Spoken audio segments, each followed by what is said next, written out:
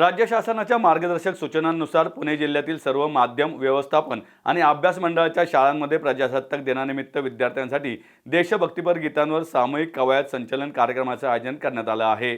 राज्यातील सर्व माध्यमांच्या शासकीय आणि खाजगी व्यवस्थापनांच्या सर्व शाळांना प्रजासत्ताक दिनी देशभक्तीपर गीतांवर सामूहिक कवायत संचलनाचा कार्यक्रम आयोजित करणे अनिवार्य आहे। यात विद्यार्थ्यांच्या 100% उपस्थितीचे उद्दिष्ट आहे। प्रजासत्ताक दिन आणि स्वातंत्र्य दिन या दोन्ही दिवशी शाळांना सुट्टी देऊ नये असा आदेश शिक्षण आयुक्त सचिंद्र प्रताप सिंह यांनी दिला आहे। राज्यातील सर्व शाळांमध्ये येत्या सोमवारी प्रजासत्ताक दिनाच्या दिवशी विद्यार्थ्यांमध्ये देशभक्तीपर गीतांवर सामूहिक कवायत संचलनाचा कार्यक्रम आयोजित केला जात आहे। हा कार्यक्रम राष्ट्रप्रथम या संकल्पनेवर आधारित असून राज्यातील 1 लाखाहून अधिक शाळा, कनिष्ठ महाविद्यालयांमधील तब्बल 2,10,00,000 अधिक विद्यार्थी यात सहभागी होणार आहेत। या उपक्रमाबाबत माहिती देण्यासाठी आयोजित पत्रकार परिषदेत सिंह यांनी ही माहिती दिली।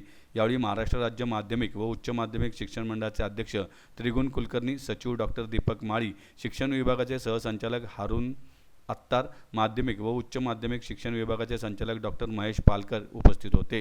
प्रजासत्ताक दिनी शासकीय झेंडावंदन कार्यक्रमानंतर देशभक्तीपर गीतांवरील सामूहिक कवायत होणार आहे।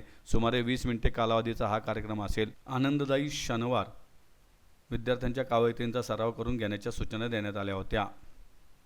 विद्यार्थ्यांमध्ये स्वयंशिस्त, आरोग्य जागृती, व्यायामासाठी प्रेरित करणे हा उपक्रमाचा उद्देश आहे।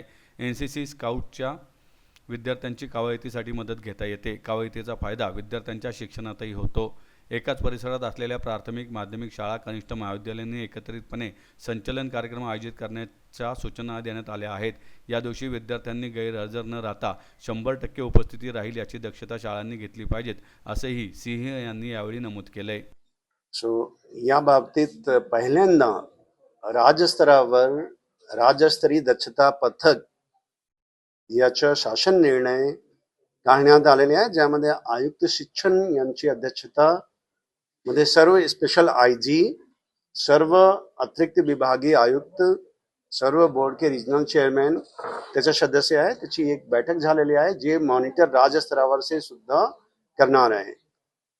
प्रत्येक जिल्हा मध्ये असलेले जिल्हा दक्षता समिती में जिल्हाधिकारी, जिल्हा पोलीस अधीक्षक, मुख्य कार्यकारी अधिकारी इतर यांचा समावेश असते। त्यांनी सुद्धा बैठक घेऊन हे दक्षता ते घेतील।